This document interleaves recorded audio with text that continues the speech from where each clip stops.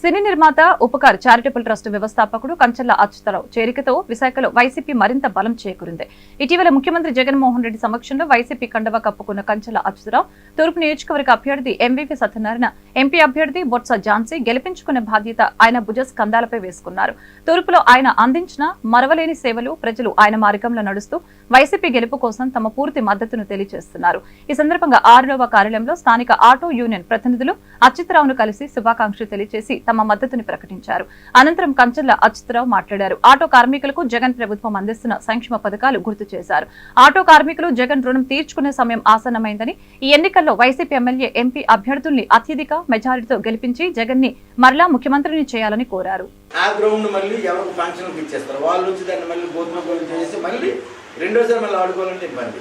అలా 5 నుంచి 5 వార్డులు, ఈ 5 వార్డులు కలుపుకుంటే 1,12,000. తర్వాత కార్మికులు ఉన్నారు. ఇక్కడ కార్మికులకి ఒక షెడ్ వేస్తే లేపేస్తామని చెప్పి గొడవలు పెట్టారు. ఆ షెడ్ కూడా నా డబ్బులతో నేను అది నిలబెట్టాను.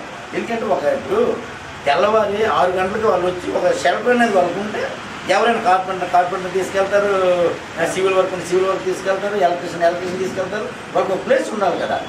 అలాగే ఈరోజు ఆటో యూనియన్స్ విశాఖపట్నం సిటీలో ఉన్న ఆటోలు ఎక్కడా లేవు. కానీ ఈరోజు ఆటో కాలనీ అనేది ఇస్తే వీళ్ళు సొమ్ము ఏం పోతుంది అంటే నా యొక్క ఆలోచన చెప్తున్నాను.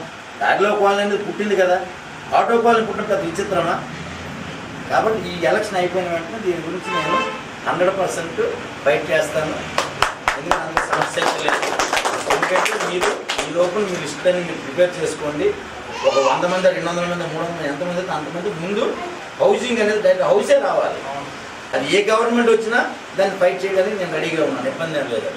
ఎందుకంటే ఇది నాలో ఎప్పటి నుంచో ఉన్న కోరిక. ఈరోజు ఆటోలు ఎక్కడ తిరిగినా మన ఆటో మిగతా వాళ్ళని వదిలేశారండి. కానీ మనకు వేరే సోర్స్ లేకుండా అయిపోయింది. కాబట్టి ఇవన్నీ కూడా నా మైండ్లో ఉన్నాయి.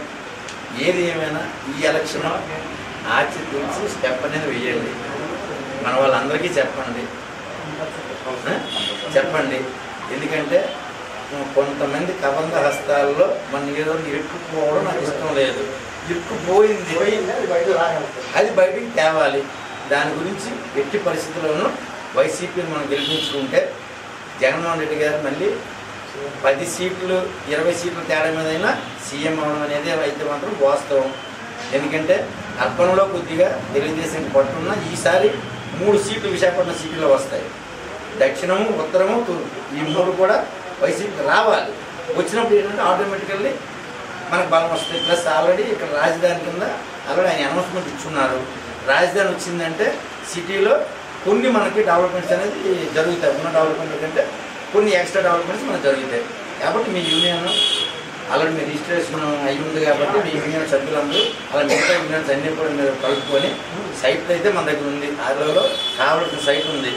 ఆ సైట్ నేనే చూపిస్తాను. ఇబ్బంది గవర్నమెంట్ కానీ నేనే చూపిస్తాను. కాబట్టి మనకి ఎలక్షన్ అయిపోయినంటే మన కాలనీ అనేది కంపల్సరీ, ఆటో యూనియన్ కాలనీ అనేది కంపల్సరీ రావాలి. ప్రతి సిటీకి ఉందండి.